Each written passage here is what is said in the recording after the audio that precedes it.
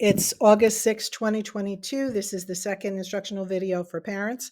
Deb Boulay here, newly retired teacher in the Newburgh and Large City School District, retired June 30th, 2022, with a passion for the students in the district. I've invested 22 plus years of my life in this community and will not just simply stop because I'm retired. So I'm here to advocate for you parents, to inform you about what's happening in the district.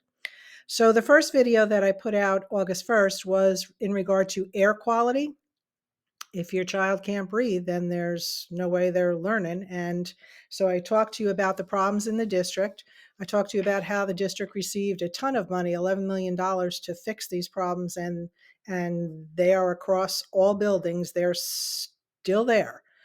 So if you want your child to have equitable education, so if you want your child to be in rooms where they can breathe compared to other kids um, that automatically have that, then you need to do what you need to do. And I gave you some suggestions on how to do that last video, so look it up. Every video I'm going to be talking off of this triangle Maslow created. You have to get the needs done on the first level to get to the next level. If the bottom level needs are not met, for you, for me, for any kid in a school, wherever, we're not going to get to the next level. And education doesn't happen until that third level. That's where learning happens. So it's imperative that we fix these problems. So on that level is breathing, did that last time, food, water, shelter, clothing, sleep. Clothing, sleep are definitely you. And I'll talk to you about that on the next video coming shortly. Food and water are shared. The school district provides water in a watering station. The student has to have something to put the water in. Your mouth doesn't go on it.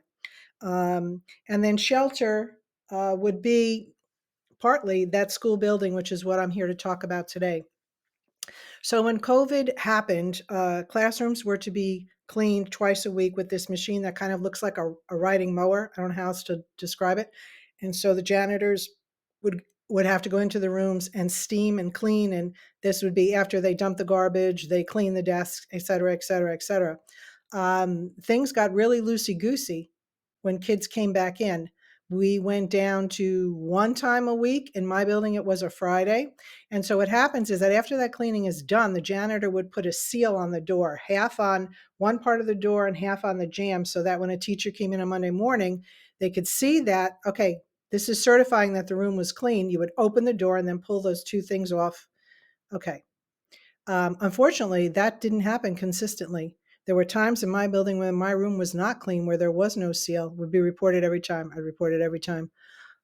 There would be times when the seal was there, yet when you open the door, there was still garbage inside the room and nothing was clean. So it, again, beyond me how the room can have a seal on it when it's not been clean before this steam. So in any event, I want you to be aware that that is not uncommon. This is common across different buildings. So you need to ask, how often is the room cleaned, especially now with monkeypox? Add that on top of COVID and Omicron, I would think that there would be a protocol and that you could ensure that the rooms, each room your kid is in fact cleaned. That's a basic. The other thing I want to talk about quickly, and then you know what you need to do with this, is that the building that I was just in, thank goodness, I never saw vermin. Oh my gosh, what a blessing. I have to tell you, there's some buildings where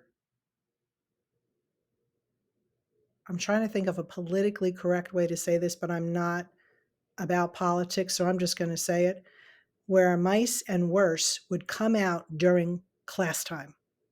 The last building that I was in before this, it was a chronic problem. Every time I would personally go to the bathroom, I would hit my pocketbook on the door, hello, hello, because there were several times when I would go in and there would be a mouse behind the plumbing or come out. There were mice in the hall. There were mice in my classroom. The kids would scream. We would stand on chairs. I have to call somebody again. Chronic problem. Chronic. You don't want your child breathing the mouse poop. You get the deal. So you know what to do with that. Number 3 video coming on up.